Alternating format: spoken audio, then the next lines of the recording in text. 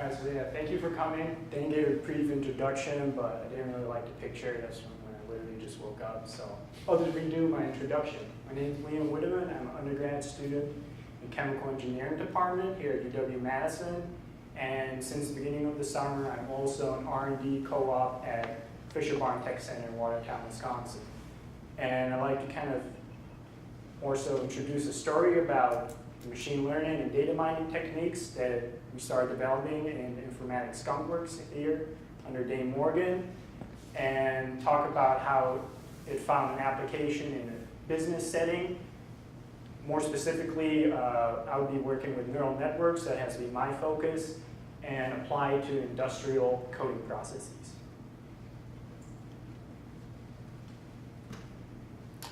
Just a quick shout out to Informatics Skunkworks. This is where I started working last summer. It has quickly grown from just 2 students working to now over a dozen students and faculty from multitudes of fields. And what I really like about this group is that since there's a lot of diversity in terms of background knowledge, everyone has really the opportunity to bring something unique to the table. And the best thing is probably just the environment that we created, where we are willing to just drop down everything we're doing at once and spend time helping out someone so that they can quickly learn, quickly get up to speed with what they're doing. And this just really helps expedite the whole process. So just a quick introduction. I like to start showcasing some of the work we've done here under Dane Morgan's group. My focus was on neural networks, but we had a diffusion data set on activation barriers for metal binary systems. So pretty much we have a metal host, a bunch of impurity particles. What's the activation energy for them to start moving around? That's the data set I've been working with. And the first thing I want to showcase for possible information that we can extract out of the data set is right here.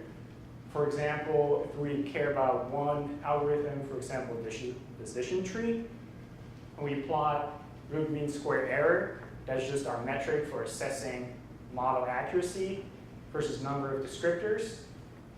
And when I talk about the descriptor, I just mean input variable that we think is going to help us model diffusion activation barriers. We get a plot that you can see quickly starts plateauing. So what this nicely shows is kind of what is enough data.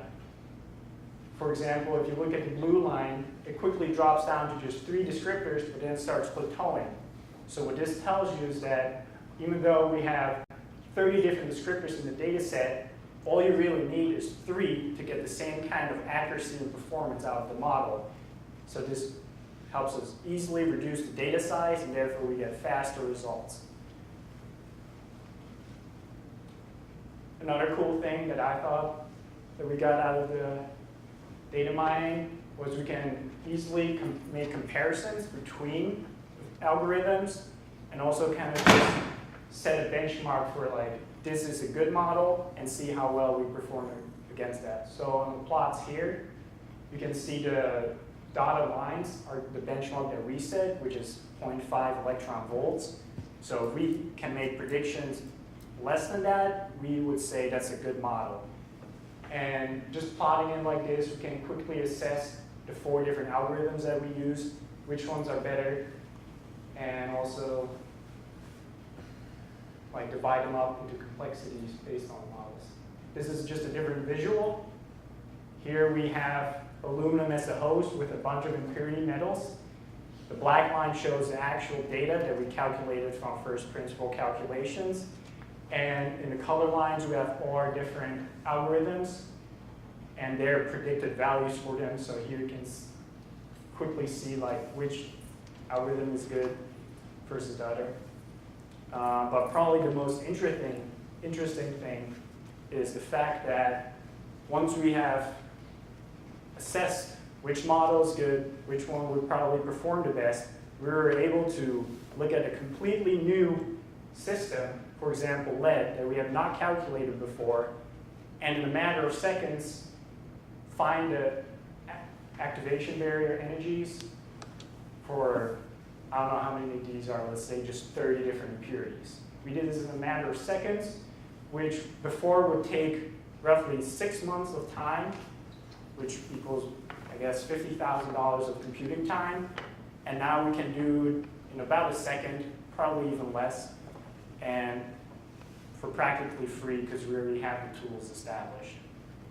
So now that I've quickly introduced the stuff we did in the group, kind of highlighting what kind of information we can extract, I'd like to talk more about how Fisher-Barnes saw this, that this is not just some kind of technology we developed here at school, like kind of stuck in our academic bubble, but there was something to be done in the industry. So this is what my work has been. One of the projects is me applying neural networks to plasma transfer arc welding and laser coating, overlay coatings, I mean. And what we want to do is kind of link the information from process parameters to performance and bridge that gap in between so that if we're kind of just turning knobs, pressing buttons, before we even actually run it, try to figure out how our coding will perform. So before we do all that, we established a couple of problems. One is that there's a lot of trial and error currently done when we try to optimize our codings and processes. This wastes a lot of time, wastes a lot of money, and we need something that is more efficient and quicker. Another problem is that currently our data is organized kind of by project folders. So even if we already have the information, we have to dig through the whole database, scouring for the information that we need, and that just slows us down. It's hard for someone who just came in to really get going.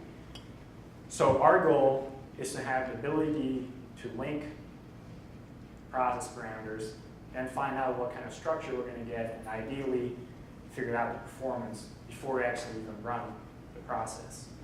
So we kind of devised a plan on how we're going to do this. First one being compiling all the data we have to one sort of master database, then start data mining, extracting useful information with neural networks. And overall goal is kind of have this predictive tool across multiple material systems, multiple processes, and combine them all under kind of one roof so that we can quickly find an optimal solution with optimal coding and how we're going to achieve that. So the first thing, what I've been working on for a while, which actually takes a lot longer than I thought, sadly, was setting up this master database. So here, kind of a visual of like we had all these different data, different processes across the company's computer. And I've been working on trying to compile it all together to one spot so we can quickly access them all at once and figure out what we want and need to know. Currently, we did that for plasma transferred arc, and laser data is still in progress. Another problem that came out of this was, turns out because it was in different projects and different members working on it, not all the same data was recorded. So one person might care about, I guess, average coating thickness, another person might care more about dilution, so like the bonding to the substrate. So there just wasn't that much overlap sometimes, so I had to go back, look at old samples, and try to fill in all those gaps. And that took a lot more time than I hoped to. Despite that, there has been previous attempts at trying to get some more information out of the data. One example was from a couple months ago. We did a design of experiment using Minitab on the laser process. We wanted to reduce the cycle time because we currently already have a coding structure that we like with a good performance, but it just took too long to do it. So we were seeing, can we maintain the same structure, same performance, while tweaking parameters so we can make it faster and ideally make more money in the end. Turns out, while Minitab is good for first order effects, it struggles once you start considering multiple materials and processes. And so this is where we'd like neural networks to come in.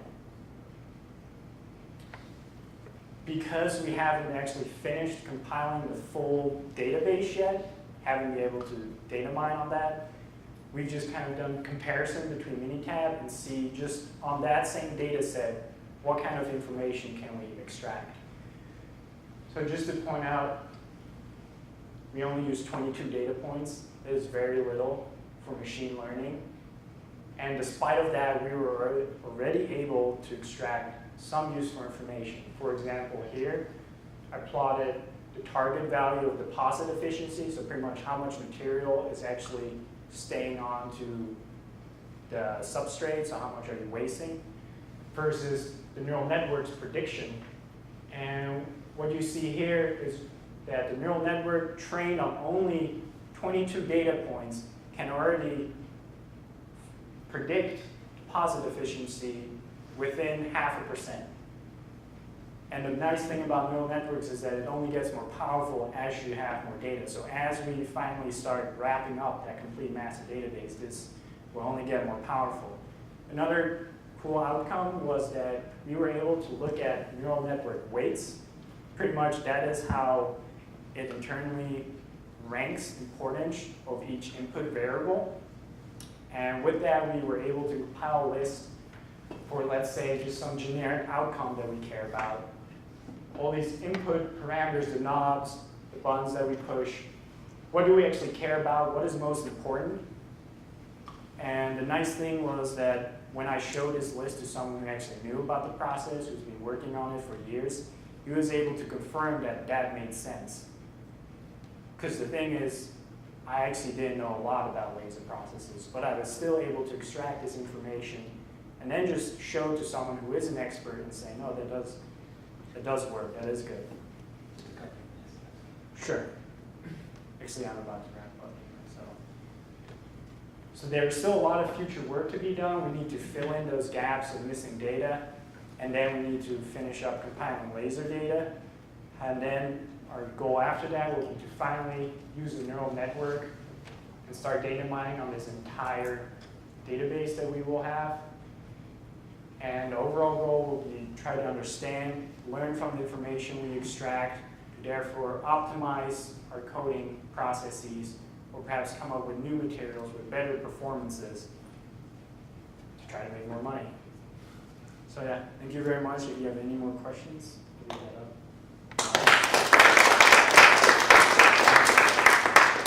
Thank you very much, Liam. What I'd say is we have about